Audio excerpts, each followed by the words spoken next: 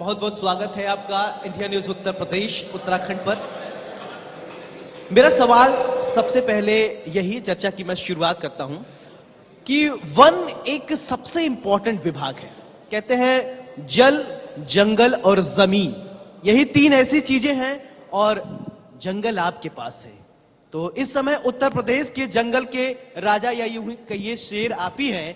आप चाहे तो उसको शानदार तरीके से बनाए या जंगल में आग तो लगता ही रहता है। देखिए, जंगल बहुत जरूरी है। जंगल से हमें सब कुछ मिलता है। हमको जंगल से सबसे जरूरी चीज जो मिलती है वो है ऑक्सीजन।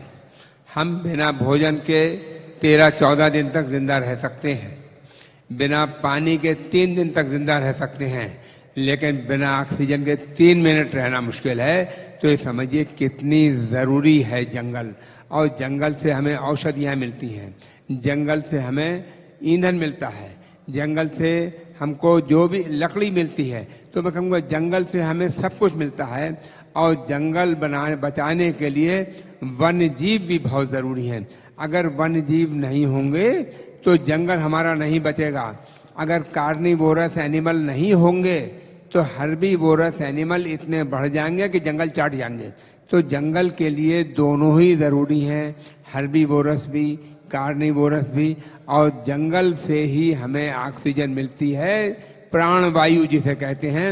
और ऑक्सीजन की अहमियत आप सबको कोरोना काल ने बतला दी कि ऑक्सीजन हमारे लिए कितनी आवश्यक है। सर, एक सवाल ये है कि डेवलपमेंट के लिए जो है वो जंगल का कटना जरूरी है और ऑक्सीजन के लिए जंगल होना बहुत जरूरी है। दोनों में संतुलन रखने की जिम्मेदारी उत्तर प्रदेश में आपके कंधों पर है। क्या प्रयास किए जाए? हाँ, बिल्कुल सही कह रहे हैं। विकास और पर्यावरण, जंगल दोनों के लिए जरूरी है और हमको दोनों में बैलेंस रखना है। और ये बैलेंस इधर कुछ सालों में, पिछले कुछ दशकों में काफी कुछ बिगड़ा है। हालत यह है कि जिस तरह से हमारी पॉपुलेशन बढ़ रही है, जिस तरह से हमारे लिए जंगल काट के एग्रीकल्चर बढ़ाया जा रहा है, जंगल काट के मकान बनाए जा रहे हैं, जंगल काट के सड़कें चौड़ी की जा रही हैं, जंगल काट के सब काम, सबसे आसान काम है जंगल काट लो। लेकिन अब सरकार हमारी इस बात पे बहुत ज्यादा स्ट्रिक्ट होती जा रही है कि पेड़ लगाना सबसे जरूरी काम।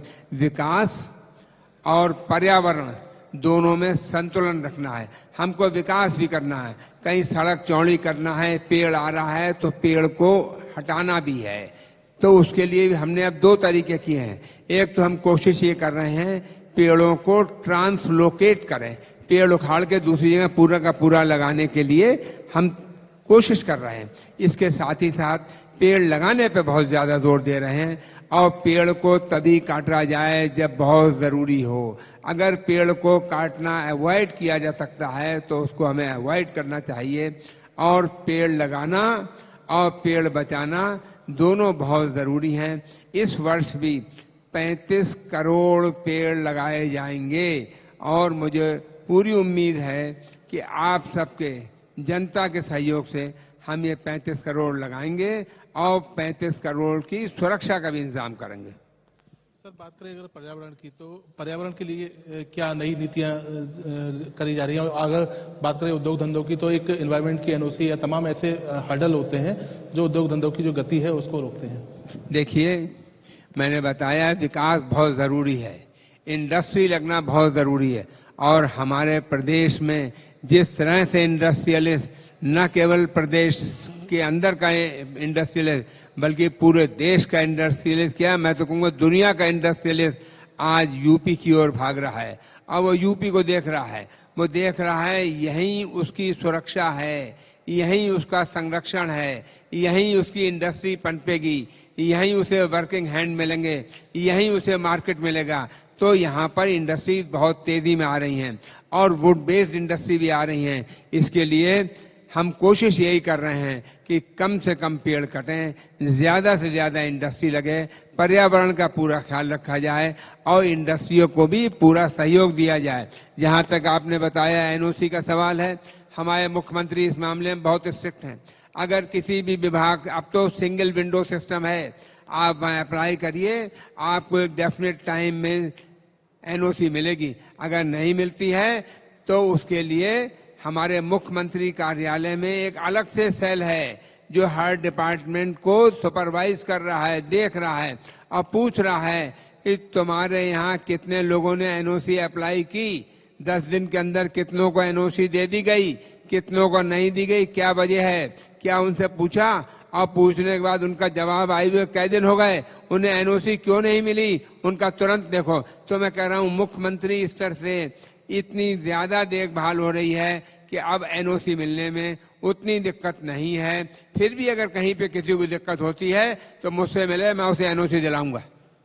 अरुण जी, आपने कहा कि 35 करोड़ पेड़ लगाने के लक्ष्य रखे गए हैं। इससे पहले आप लोगों ने करोड़ों पेड़ लगाए, लेकिन ऐसा होता है कि पेड़ तो लग रहे हैं, वो पेड़ सूख जा रहे हैं, और वो पौधे लग रहे हैं, वो पेड़ नहीं बन पा रहे हैं। इससे पहले ऐसी कोई व्यवस्था कि हम पेड़ लगाए, हमारे पास आंकड़े हों कि हमने जितने पेड़ लगाए या जितने पौधे लगाए वो कैसे पेड़ बन गए, क्योंकि बहुत सारे जो है वो पेड़ डिस्ट्रॉय हो रहे हैं, लग तो रहे हैं लेकिन बढ़ नहीं रहे हैं। देखिए ऐसा है, पेड़ जो लगे हैं वो बढ़ भी रहे हैं। इसके लिए डिजिटल मेथड से, नई टेक्नोलॉजी से हमने काउंटिंग कराया कि पिछली बार जितने पेड़ लगे उनका पॉलीगन बनवाए कि उनमें से कितने पेड़ जीवित हैं। हमारे विभाग द्वारा जो लगाए गए 90% पेड़ जीवित हैं, जो हमने स्टडी कराई है।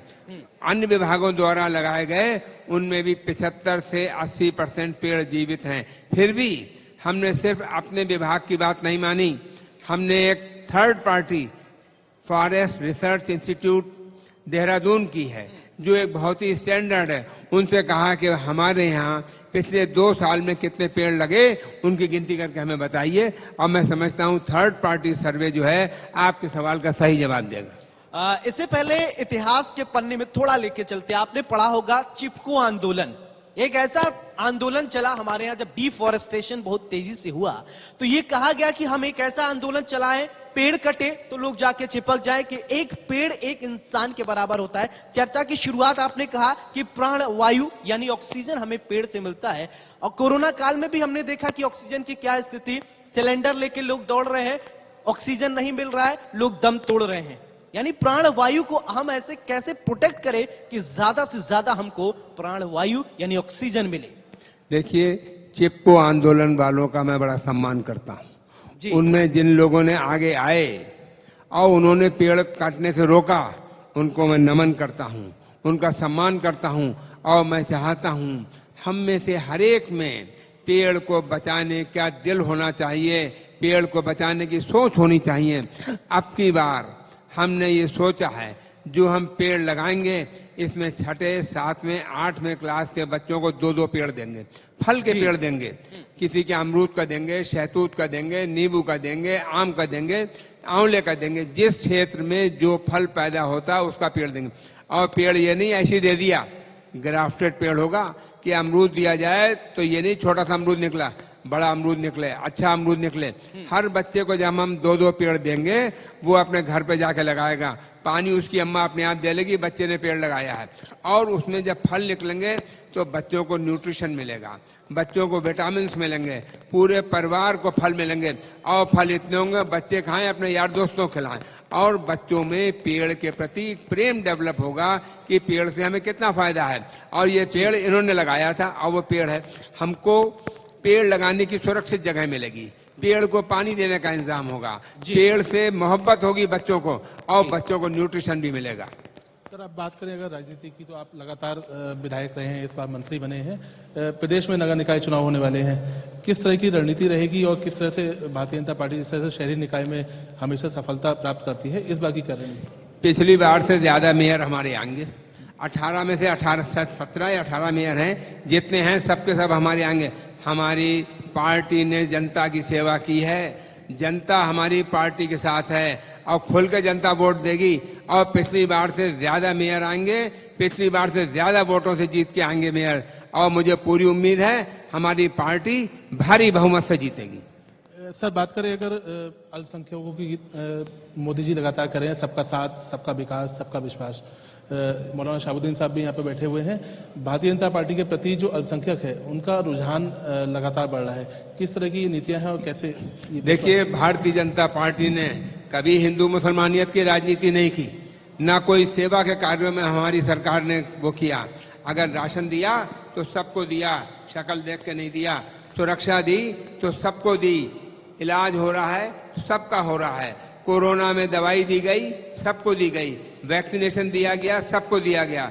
राशन फ्री दिया जा रहा है तो सबको दिया जा रहा है। मकान दिए जा रहे हैं, सबको दिए जा रहे हैं। शौचालय दिए जा रहे हैं, सबको दिए जा रहे हैं। गैस दी गई तो सबको दी गई।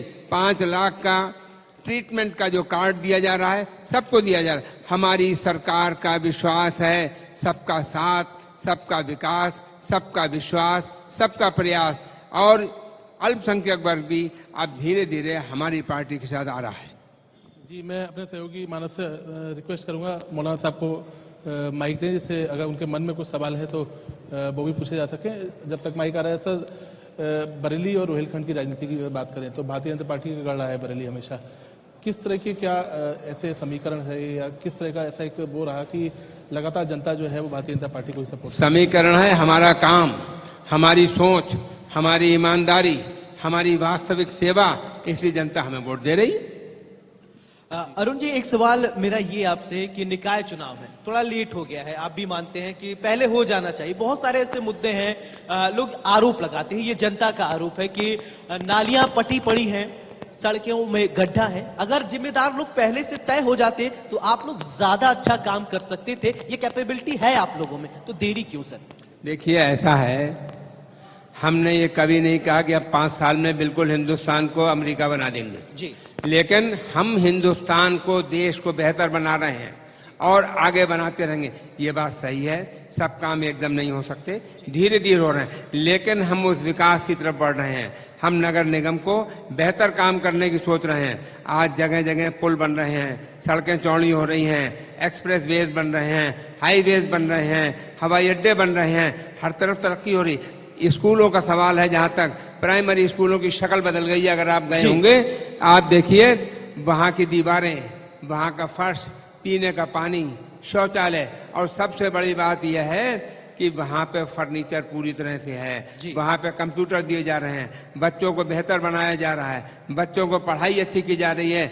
और कुछ जगह तो ऐसी हैं जहां बच्चों को एडमिशन नहीं दिए जा रहे हैं, वो सोर्स लगवा रहे हैं कि हमारा अपने स्कूल में दाखिला करा लो। ये हालत हो रही है बेसिक स्कूलों की। और मैं समझता हूं हमारे यहाँ सरकार ने हर तरफ पूरी ईमानदारी से, पूरी मेहनत से और बहुत अच्छी तरीके से काम करें। यही वजह है, जनता हमारे साथ है। बिल्कुल। जी, मौलाना साहब कुछ पूछना चाह रहे थे? हमारे मोहतरम हरदिल अजीज बरेली शहर के रहनुमा, सियासी रहनुमा डॉक्टर अरुण कुमार साहब से जो बातें कही, डॉक्टर साहब ने बहुत अच्छी बातें कही, बहुत बेहतर बातें कही। मैं उनकी बातों की तायीद करता हूं।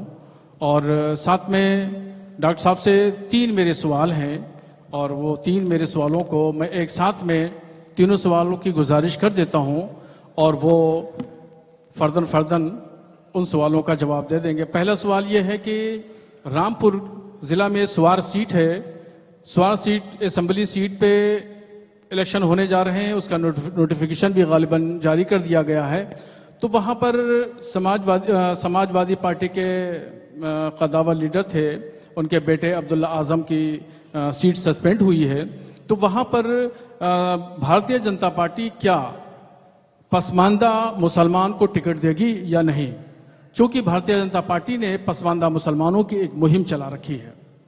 नंबर 2, अभी एनसीईआरटी की किताबों में 2 भाग में, यानी 12वीं क्लास और 11वीं क्लास में एक मुगल शासन का पीरियड जो चैप्टर था वो ख़त्म कर दिया, और दूसरा 11वीं क्लास में इस्लाम का उदय एक उन्वान था, उस उन्वान को ख़त्म कर दिया गया। तो ऐसा क्यों किया गया, जबकि इस्लाम के उदय में एक इजाफा होना चाहिए था और सूफीज़्म का इजाफा होना चाहिए था। जो सूफी विचारधारा एक ऐसी विचारधारा है जो देश की एकता और अखंडता के लिए जानी और पहचानी जाती है, और ख़ुद प्रधानमंत्री साहब इसकी वकालत करते हैं, और अंडर कंट्री और फॉरेन कंट्री भी उन्होंने सूफीज़्म की वकालत की है। तो दूसरा सवाल मेरा ये है। तीसरी बात, यानी तीसरा सवाल ये है कि अभी कल एक खातून आई थी और वो लीडर हैं विश्व हिंदू परिषद से, शायद वो ताल्लुक रखती हैं, साध्वी प्राची जी।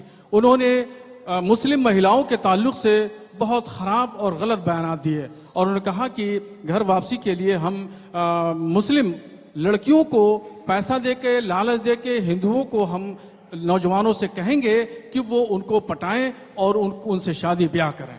बस मेरी गुजारिश है।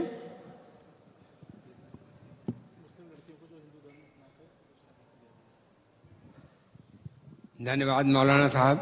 आपका जो पहला सवाल है, रामपुर की स्वार सीट में जहां आप चुनाव होना है, पसमंदा सवाल मुस्लिम को वोट टिकट देंगे या नहीं, मैं समझता हूं पसमंदा मुसलमानों को जो टिकट चाहते हैं वो अप्लाई करें। बाकी हमारी पार्टी इस पे विचार करेगी। पार्टी पूरी तरह से देखेगी कौन वहां से जीत सकता है, किसने वहां सेवा की है। हिंदू मुसलमानियत पे टिकट नहीं, बल्कि उसके काम पे, पार्टी में आस्था पे, वहां के लोगों की पसंद पे टिकट दिया जाएगा। दूसरा सवाल जो एनसीईआरटी की किताबों का है, उसके बारे में मैंने अभी देखा नहीं है, मुझे उसकी इस समय एकदम कोई जानकारी नहीं है, इसलिए मैं ये चाहूँगा आप मुझे जो आपने बताया है मैं उसके लिए जांच करवाऊंगा तो बताऊंगा। तीसरा सवाल घर वापसी का जो है, अगर घर वापसी अपने आप होती है तो कोई नुकसान नहीं है, लेकिन इसके लिए कोई जोर जबरदस्ती या प्रलोभन नहीं होना चाहिए।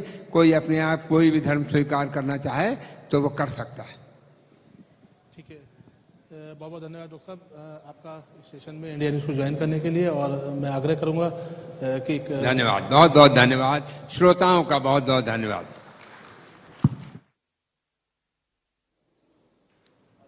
एक स्मृति चिन्ह सर को दीजिए।